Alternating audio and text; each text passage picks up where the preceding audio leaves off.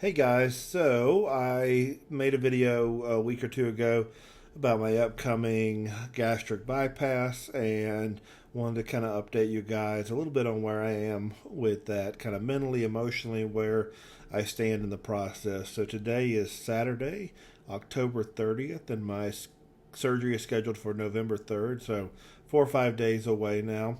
I am actually doing pretty well considering all. I am slightly nervous, but actually ready to get it over with. Looking forward to kind of starting this journey, which will lead to a healthier life. So, I think anytime, at least for me, anytime I undergo a procedure, there's some anxiety associated with it, a loss of control, a little bit of uncertainty. I've had some minor stuff done before where I've had a couple of endoscopic stone procedures. I've had a colonoscopy and an EGD in anticipation for this. I think what it really comes down to is, as a urologist, surgeon, I'm used to being on the other side of this, used to being in control, and so very much it's going to be a role reversal where I'm the one giving up control, putting my faith and confidence in somebody else. And so that definitely is a big change. And I think anytime there's that lack of control, uncertainty, there's a little bit of anxiety associated with it. But I would say it's pretty minimal and manageable at this point, and more looking forward to getting it done. I would say more of the anxiety actually has to come with what life looks like afterwards. I've done as much research, reading, etc., as you really could do.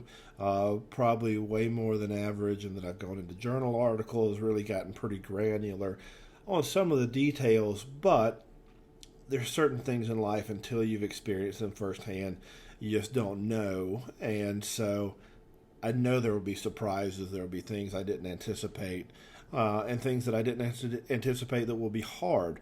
So I think that is actually where more anxiety comes from than the procedure itself. What else? So bariatric surgeons often will ask their patients, regardless of the procedure, to go on some type of diet to shrink the liver in the either days or weeks ahead of time.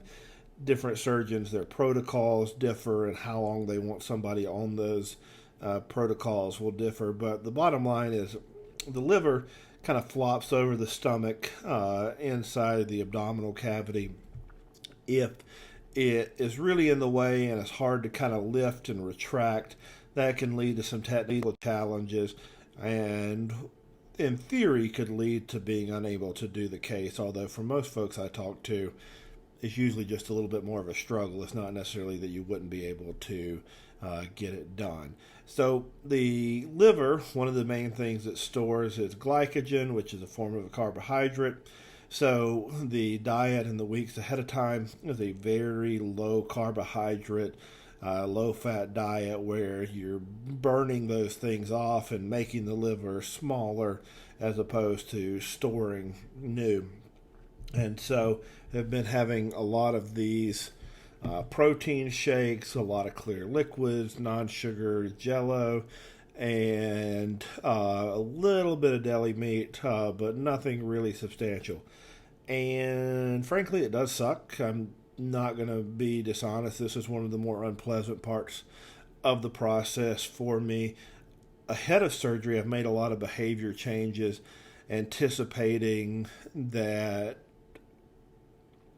I want to minimize kind of the shock afterwards. So have started adopting healthier eating habits, etc., ahead of surgery.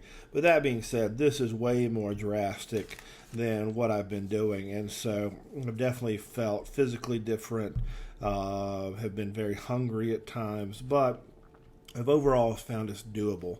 I'm thankful my surgeon really only wants this for about 7 days ahead of time. I know some people ask for weeks, and I think that would be really, really challenging, especially while you're working. And, the last part, I've really reflected on this.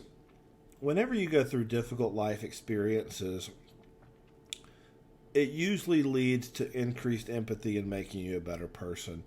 So something I've spoken about on Twitter is that I'm in recovery from chemical dependence, had an addiction to opiates and benzodiazepines, and going through that process taught me so much. I've been in recovery almost 8 years now, and the empathy and the ability to understand patients has increased exponentially through that process. I would say I was probably even on the more judgmental side prior to going through this.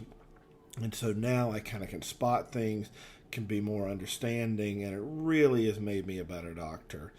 And just like this, I'm about to undergo a major surgery, something I've not experienced before.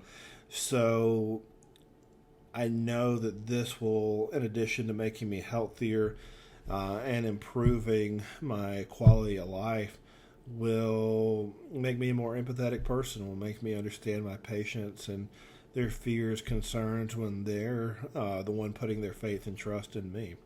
So I'm always thankful for what I can get out of a challenging situation.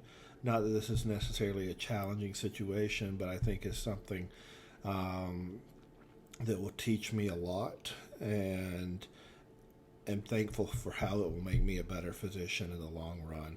I think we need doctors with life experience in a lot of different ways, and that can improve the care we deliver, just not in a technical, scientific sense, but in a human sense as well. So, like I said, T-minus 4 or 5 days. I will continue to post updates right afterwards. Hopefully, we'll be able to start updating everybody fairly soon.